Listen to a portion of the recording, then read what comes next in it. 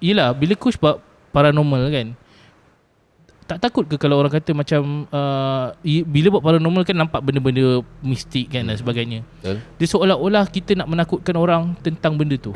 Tanggapan orang macam sebab kita mencari kan.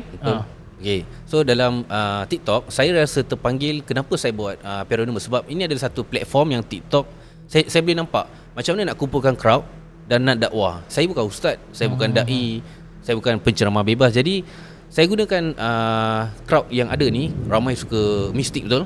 Betul. Jadi bila diorang dah ada ramai dalam live saya, kita nak sampai ke dakwah sebenarnya. That's why bila saya buat live, orang nampak macam takut dan saya counter balik.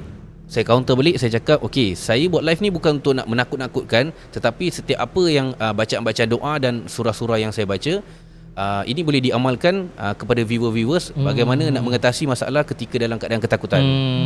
Oh, maksudnya ketika menonton pun ada amalan yang boleh diikuti. Bahkan ada budak-budak umur tak sampai lagi 10 tahun, ada yang 7-8 tahun pun dah start ikut-ikut baca. Jadi ini ada satu benda yang saya rasa saya nampak baguslah. Akan datang dia dah tahu ayat ni, tapi dia tak faham lagi. Jadi akan datang dia akan cari apa maksud ayat ni. Dekat situ bibit-bibit permulaan untuk dia nak belajar ke arah agama lah.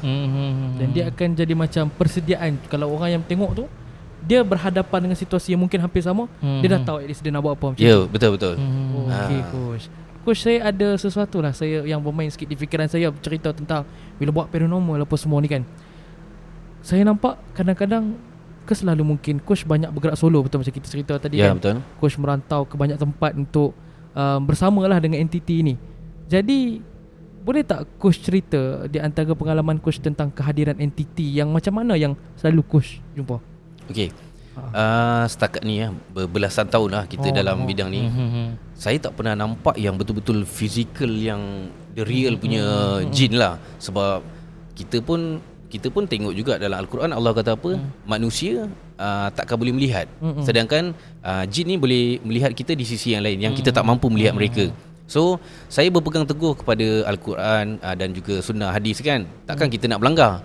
Jadi bila saya buat paranormal, saya memang tak pernah langsung nampak yang jelas depan mata. Kecuali ada satu time waktu live saya pernah dihantar, disihir.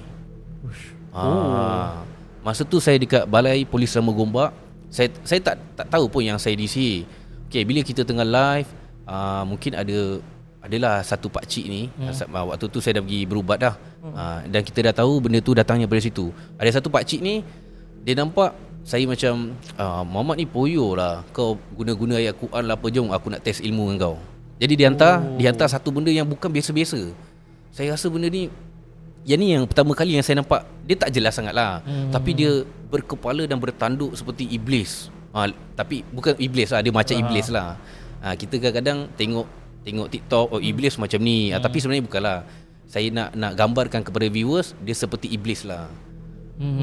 So itu adalah kali pertama melihat? Itu bukan kali pertama.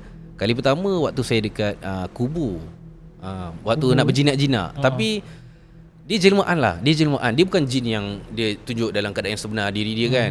Dia jelmaan. So kita nampak pun sama-sama. Sebab jin ni kalau nak tahu rupa bentuk dia ada 3 jenis. Ada yang seperti binatang, ada yang seperti jin angin. Jin angin ni yang kita tak mampu nak melihat lah. Tu yang duduk dalam badan kita semua tu.